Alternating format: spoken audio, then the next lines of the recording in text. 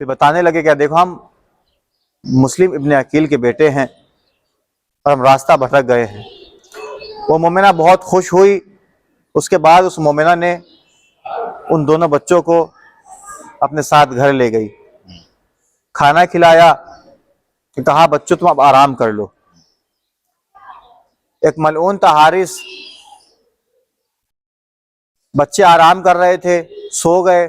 خواب میں کیا دیکھتے ہیں کہ مولا علی تشریف لے کر آئے ہیں اور کہہ رہے ہیں کہ پریشان نہ ہو، کچھ ہی وقت کے بعد تم بھی ہمارے پاس آ جاؤ گے۔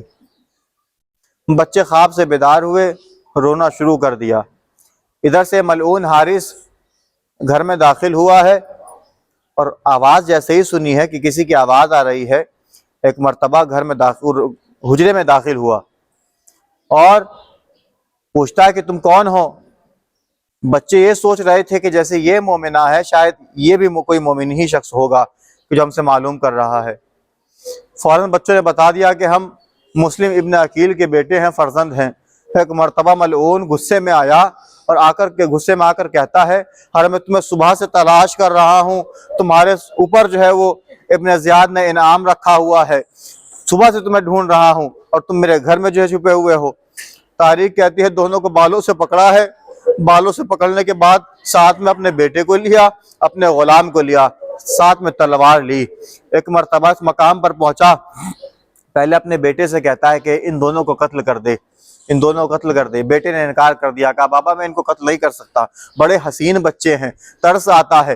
اس کے بعد غلام سے کہا کہ تو انہیں قتل کر، غلام نے بھی انکار کر دیا۔ اب تاریخ کہتی ہے ایک مرتبہ خود ملعون آگے بڑھا، کہا ذرا یہ بتاؤ کہ پہلے کس کو قتل کروں؟ ایک مرتبہ محمد آگے بڑھے، کہتے ہیں پہلے مجھے قتل کرو۔ کہا کیوں؟ کہا اس لیے کہ ماں نے کہا تھا بڑا بیٹا جو وہ باپ کے برابر ہوتا ہے، اس لیے پہلے تم مجھے قتل کرو۔ ایک مرتبہ ابراہیم آگے بڑھے، کہا پہلے مجھے قتل کرو، محمد بھائی کو قتل نہ کرو۔ کہا کیوں؟ کہا اس لیے ماں نے کہا تھا چھوٹا بیٹا جو وہ بیٹے کے برابر ہوتا ہے، اس لیے پہلے تم مجھے قتل کرو۔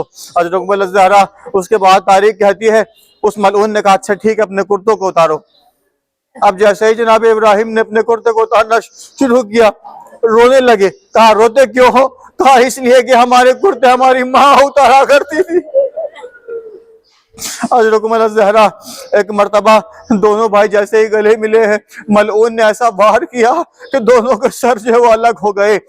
اس ملعون نے دونوں کے جسم کو جو ہے وہ فرات کے حوالے کر دیا۔ حضرت اکبر الزہرا اب تاریخ کے دونوں سروں کو اس نے اٹھایا ہے، سروں کو لے کر ابن زیاد کے پاس پہنچا۔ ایک کپڑے میں اس نے سر کو باندھا ہوا تھا۔ اب جیسے ابن زیاد کے پاس پہنچا ہے، آ کر کہتا ہے کہ میں مسلم کے بچوں کے سر لے کر آیا ہوں۔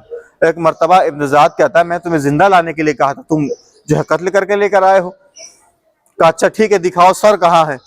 ایک مرتبہ جیسے ہی کپڑے کو ہٹایا، کیا دیکھتا ہے دونوں سر جو ہے وہ